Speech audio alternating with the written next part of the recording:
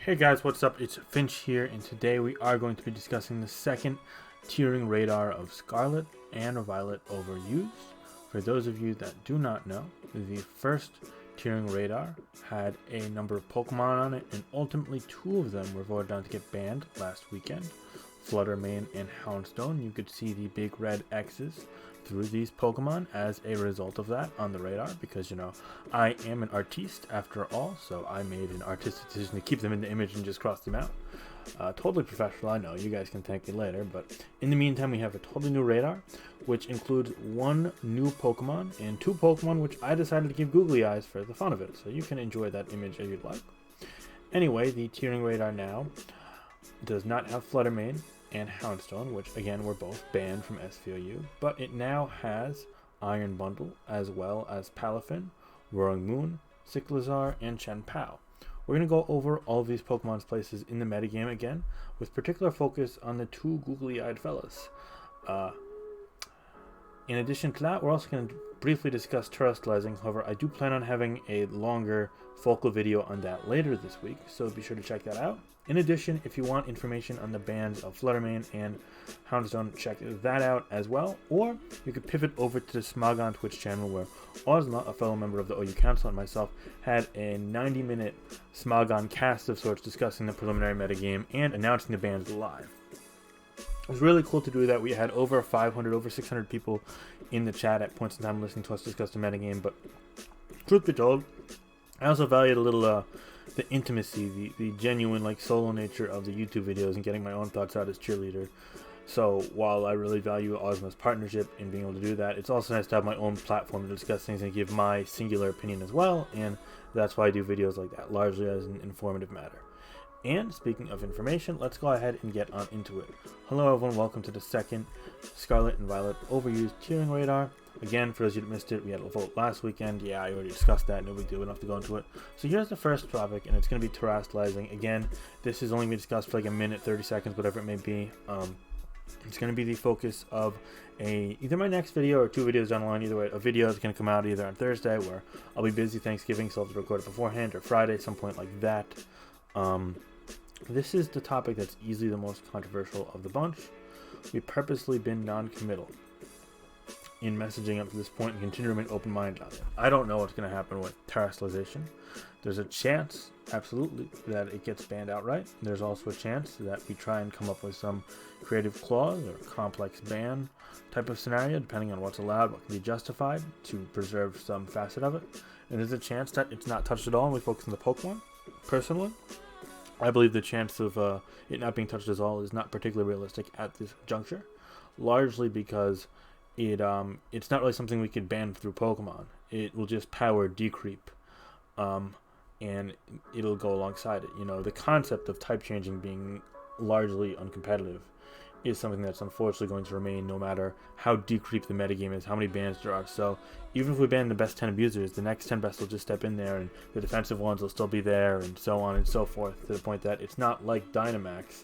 But also, even in Dynamax is fundamentally competitive as well, but still very much different than it. But unfortunately, banning abusers probably isn't an option. So if we view the metagame as competitive with it altogether, that's wonderful. Personally, I don't think we're there, but others might have different opinions, and I'm just one voice in the room, so thankfully we're not there yet. However, there are other options, such as, for example, having a clause where it shows the team preview what type, or limiting the amount of Pokemon, or limiting it to stab. Those are all options that I've seen floated. They all have their pros and very much their cons, but they're definitely going to be discussed, and I personally am promising that as cheerleader I'm keeping an open mind. I'm willing to discuss this. I'm willing to listen more so than I am talk at this point, honestly. And there are going to be threads opened on the forums on Thursday or Friday or Saturday on these matters, both one open to the public and one for more leader and experience type. That way, I'm going to be able to read both, get all the perspectives, and share it, much like I have in a metagame discussion with everyone else. That way, we're all going to be able to communicate and give our opinions, and hopefully the tier player base can make the best decision. And if we need to have a suspect to help decide what is needed, then we will also get there as well. So that's more of a future thing. Let's talk about what's currently on the slate, because we're going to be voting on this slate of Pokemon on the radar again during this weekend or later this week. The first thing is going to be Palafin. Palafin is something that I was the only one that voted ban on initially, and I'm glad I did, as I kind of saw the wave of the bulk up set. Everyone else did as well, but the vote kind of took place awkward timing.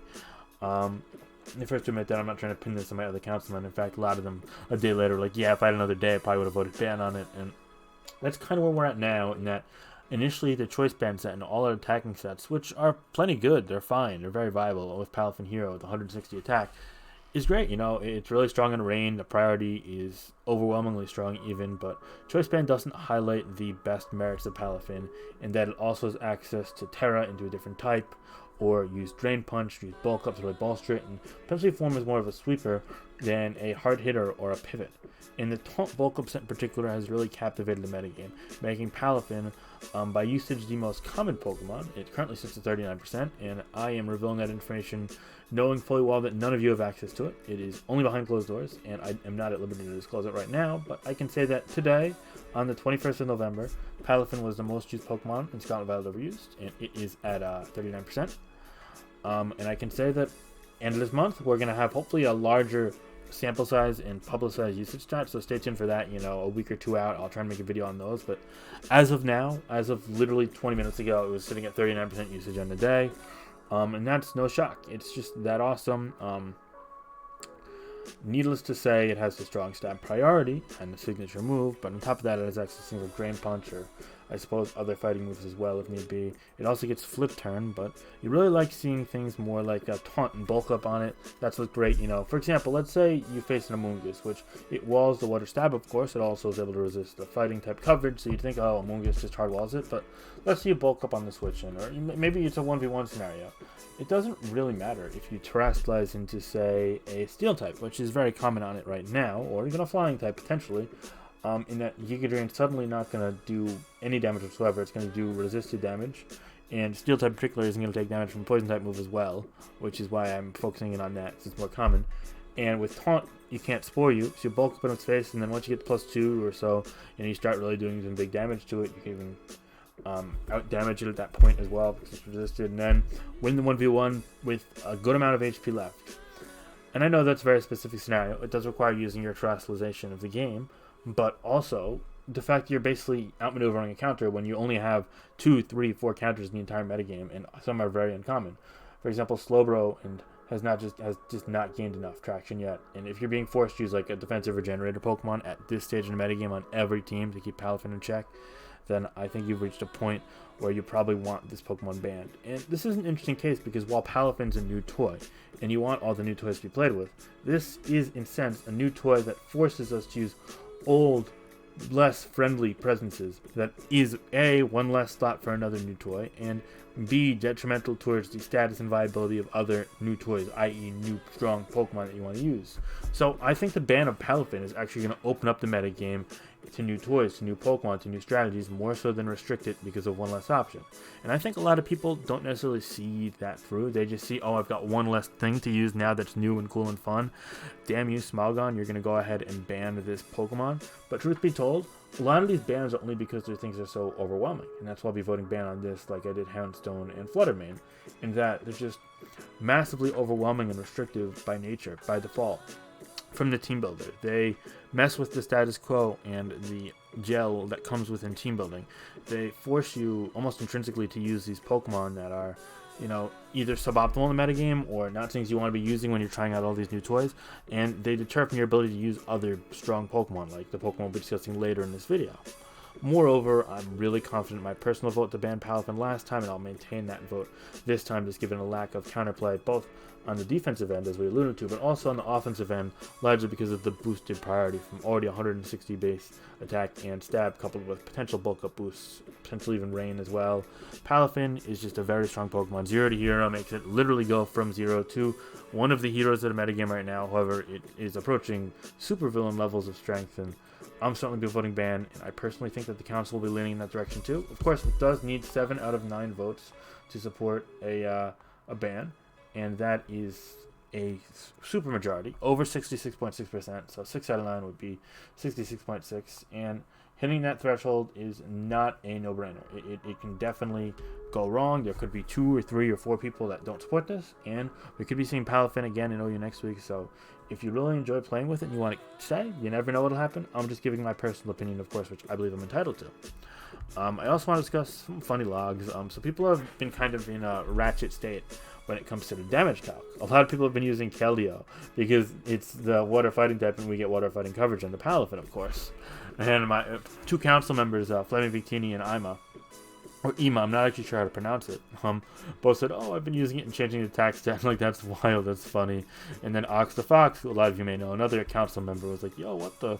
I will legit use Keldeo too. Don't tell me you guys got Jack Punch by putting Aqua Jet into base 60. And like, yeah, we all did that. All 3 of us, and I imagine Flaming Victini did as well. And I just find that very funny, the fact that we all kind of intrinsically went to that. And then if there's a Mandela effect, what kind of effect is this? And I was like, the Paldea effect. And I was like, that's funny. And for those of you who don't know what the Mandela effect is, basically like when the hive mind comes to a collective sense of something that's not true, because everyone way back when thought a guy under the name Mandela died in a hospital in the 80s when he was actually still alive, and then it came to this like revelation. They called it the Mandela effect. So I just found it funny. It was like kind of rhymes with the region names, just all kind of tied together. So nice. And I kind of like sharing these little snippets, these little logs, and having this sense of communication with the community. Because the council, we're not some big bad cheering council who wants to ruin your fun. We're trying to, have fun ourselves too. I mean, we're all hobbyists at the end of the day. I know I try and have a bit more of a professional, outgoing demeanor in these videos, but no, I mean, this is still a hobby for me too. And Ox, Ima, Flame Victini, Ozma, Team Pokepals, Ruffed, and so on and so forth. All of my council members, we're all hobbyists at the end of the day, and we're all having fun with this new metagame and enjoying the new toys as well. But sometimes it is true that new toys, come with drawbacks or maybe come with restrictions to other new toys, and we have to be mindful of that. Using that as a segue, we're going to go ahead and transition on to Iron Bundle. Iron Bundle is another very strong Pokemon, and I actually kind of want to preface it by saying this Pokemon's based off of Delibird. So if you had Pokemon largely inspired by Delibird ends up in a ban discussion within the first week of the most power creep generation ever on your bingo card, then you are 100% lying. Not only because nobody could see that coming, but also because that literally would not fit onto a bingo card. That's a big sentence. Yeah, I crack myself up. I know I'm not that funny, but we can pretend, right? Anyway, so no one saw this coming. It's just a fact of life that Game Freak decided to troll us with 136 speed, 124 special attack Pokemon with Hydro Pump plus Freeze Dry, which is virtually perfect coverage, making it approach unwallability. I didn't wear that too well, but I could have been better. That was a little bit of a Finch moment. Oh boy. One take, guys. One take. Anyway, especially defensive things like Blissey, yeah, it could still sit on it. Although Taunt and Encore exist, it does get U-turn. There are ways to at least chip it and then eventually potentially beat it if you predict a couple turns right, you hit enough Hydro Pumps, or I guess Ice Beams, because you could run Ice Beam too. But besides that, what really checks it? Do you have any answers? I don't have any answers. Hydro Pump, normally resisted by grass types, dragon types, and water types, but Freeze Dry hits all of them super effectively, and Ice Beam hits 2 of them super effectively to add insult injury. And anything based off its natural special bulk besides Blissey or Chansey can't really withstand this. So suddenly, the defensive counterplay to Iron Bundle is Hydro Pump missing, or having enough offense to where it's just offensive counterplay and you're revenge killing and you're limiting it. And that's the big limiting factor to Iron Bundle, I will admit, is that there is offensive counterplay. It does not get priority, and faster Scarfers can outrun it if it's not running the energy booster energy, which it oftentimes runs heavy duty boots, which is why. So either you're taking rock damage each time or you're revenge killable. So that's one flaw of it. But aside from that and Hydro Pump, there really aren't any flaws to it. It's unwallable besides Pokemon that, again, you don't want to be using the metagame, and because of that, you either have to use a Pokemon like Blissey, use a team that's built around Protect stalling with Regenerator to stall at Hydro Pump PP so it's only ice moves, which still isn't easy, especially considering the chances of freezes, or you have to run a fully all-out offensive team every single game with Pokemon that specifically resist this and can outrun it at priority, and accept the fact you might have to get into a kill for kill match with it, which isn't healthy, isn't competitive Pokemon. That's just slot machines at that point.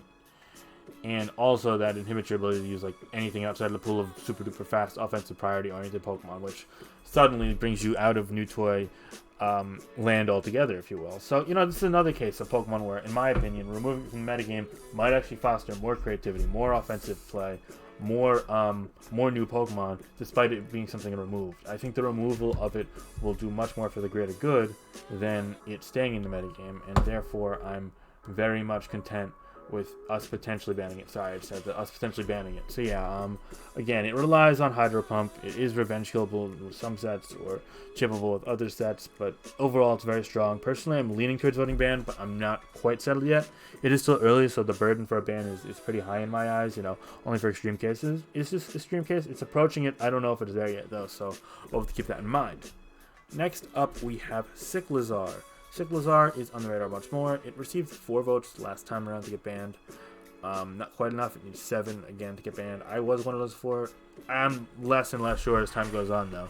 Shedtail feels like an uncompetitive move because it allows you to pass a substitute, and you got Regenerator, and Baton Pass is banned, Sub Pass is banned. So, if you're doing this while regenerating up your health, it's like, is that really something that we can justify giving a turn? But the fact of the matter is it does cost a free turn.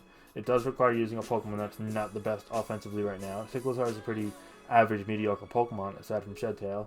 And the abuse of it maybe is being overshadowed just by the fact that Pokemon alone are pretty abusive, and how strong and offensively dominant a metagame this kind of is with all these crazy new toys like the ones we just banned and the ones I just discussed potentially banning. So it's really like, do you point your finger at Cyclizar and Shedtail? Do you point your finger at the Pokemon? And right now I'm leaning towards the latter a little bit, especially because this isn't seen as like a staple on all the teams with those Pokemon, but those Pokemon themselves are obviously needed for themselves to be banned. I know it's a little bit of a self-fulfilling prophecy there, but it's hard to point your finger at the supporter in this metagame state. I think we're really going to have to isolate Shedtail and discuss it at length in the metagame. I don't think they have to get enough support to get banned right now. I am still on the fence about this one as well, like Iron Bundle. A little more leaning toward do not ban, whereas with Bundle I'm leaning towards ban, I will admit though. So we'll have to wait and see what happens. I'm not sold yet. Obviously this is a move that could very much end up broken, so we'll have to keep our eye on it. And I guess also an Earthworm as well, which just isn't seeing much play at the moment, but does also get Shedtail. Next up, I believe we've got 2 Pokemon left.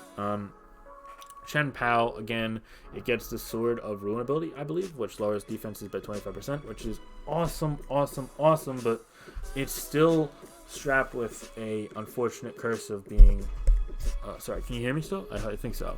Of being limited defensively, especially with the Ghost Sense being banned. That kind of hurts it in the sense is, the Dark type is a godsend, Sucker Punch was a godsend, but it's still great. It's still very strong, but, against Toxics you want Crunch, but against Steel type you want Sacred Sword, or against Chi-Yu you want Sacred Sword, hit that Dark type because Fire resists Ice. You want 5 moves. You only can use 4. You're reliant on Swords Dance to be more of a breaker, but you don't always get a free turn to Swords Dance, even against balanced teams, which there are more and more of as today's gone, admittedly. It just feels like it's one step away from being broken, from being all that, but right now it's just stuck in really good, in my opinion, and that's why no one voted ban on it. Before, personally, I'm heavily leaning towards voting do not ban again on it, and then it might fall off the radar altogether unless something changes. I think that's really all there is to it. Chien-pao does not deserve, substantial discussion. Next up is Roaring Moon, which actually, in my opinion, deserves some more discussion, and that's because of some new news on Protosynthesis in the metagame. So there's a huge mechanic update that came out this morning. The gist of it is that Protosynthesis and Quark Drive boost speed by 50%, but any other stat it's only 30%. So this means, sorry, give me a second here. Oh, I gotta refresh. I think I gotta refresh. Give me a second. Sorry. There we go. Yeah, I'm good now. Sorry, I was lagging a little bit on my screen. I don't know what the hell went on there. This basically means that if Roaring Moon were to run an Adamant Dragon Dance set, if it were to have the energy booster equipped as its item, it'd only gain a 30% boost in attack. Whereas Pokemon like Fluttermane or Pokemon like Iron Bundle ran plus speed almost exclusively due to their speed tier. Roaring Moon, due to the fact that it ran Dragon Dance, sometimes got away with running Adamant. So it's seen as a little bit of a hit to it as well. Couple this with the fact that it didn't receive any votes last time, and it's barely hanging on to being on the radar, I'll be honest with you there. So that's a little restrictive, but there is a lot going for it still. In that it's been running the Acrobatics set a lot, in that it goes Tera Flying. It does cost your Tera, in the game when it's trying to set up a sweep, but that lets it get around fairy types a lot. And the fact of the matter is that losing that 4x weakness to suddenly become neutral, having a strong move to hit those Pokemon, is a major plus. It totally changes the way it uses, and of course acrobatics in general is just an awesome move, and having that extra complementary stab is just such a benefit in so many matchups. It just comes convenient in then and there, so that's just huge. But you know what I will say about the bigger, darker Salamence, the better Salamence of the generation in Roaring Moon, is that it still is kind of inherently limited. It still has enough revenge killing prospects out there, especially before Dragon Dance, you know, and it still struggles to get enough one-shots before Dragon Dance, and getting that free turn when it's not the most bulky. It's got some real weaknesses and relies on Tera to avoid fairy types altogether, you know. I feel like it's a little too support or Tera reliant. I feel like it's a little too off the beaten path in terms of initial strength or initial speed, to where it's just not quite at the level of the top 2 or 3 Pokemon that might get banned in the metagame right now. I definitely think it's in the second or the third tier. I think it belongs on the radar for right now. Again, that can change, but I don't think it's broken right now. I don't think it, well, I think it's like it's suspect worthy right now. Like, I could see myself letting ban after a long suspect and thinking it over more, but I don't think it's quick ban within the first 2 weeks tier right now, is basically how I differentiate it, if you will. There is enough counterplay to make it a playable metagame with it there, even if it's not the best metagame. And it doesn't restrict you necessarily from using other new toys as much. It doesn't necessarily detract from the game experience, if you will. If anything, it might be a net positive to it in my eyes. Obviously, that's just my opinion, but it's a little more complicated in that regard. I also want to note Iron Valiant was no longer on the radar after being on the radar initially. It also received no votes, but it doesn't have the sticking power in our eyes. And it's tough because a couple of council members do want it still on there, but I personally don't. A couple of others don't. It's kind of in a fringe way between being on the radar and not, but it's not going to get banned this week. We can say that much. I also want to note that Garganacl and Goldengo are 2 Pokemon that deserve honorable mentions. Garganacl is really hard to kill. Between its inability to get stabs, its ability to really just incrementally chip things down and do damage. It's just really awkward against flimsy teams for them to kill it if it can't kill it outright, if you will. I think it's a totally unique dynamic, and we just want to keep it on our, honorable mention list, on our iScope. It's something we discussed a lot, but it's not on the radar. It's not something that's going to be voted on or banned within the next week or two for sure, if ever. I really don't think it will be, but we'll have to keep an eye. And then Goldengo is cool because it obviously, with Make It Rain, it's very strong, unique typing, Aegis/Tier typing, if you will, is awesome, but also it is, immune status, and it blocks Defog while blocking Rapid Spin. Air Balloon sets are great into Tusk, all the ground type attacks as well.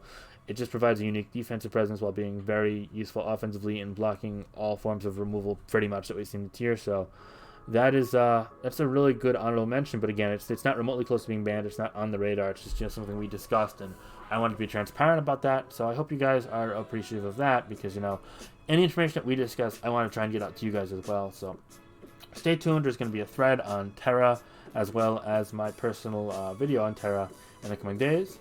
And then there'll be another vote and another video on what the bans will be later this week as well. Thank you so much for reading. I hope you guys all have a nice day. Yeah, I'm really enjoying this metagame. I hope you guys are as well. I hope you guys are liking the content. Be sure to follow on Twitter for really live updates. I'm very active on there. And check the metagame discussion thread in the forum as well. And in the meantime, have a great day. Thank you so much for watching. Like, comment, subscribe if you want. If not, no problemo. Okay, bye.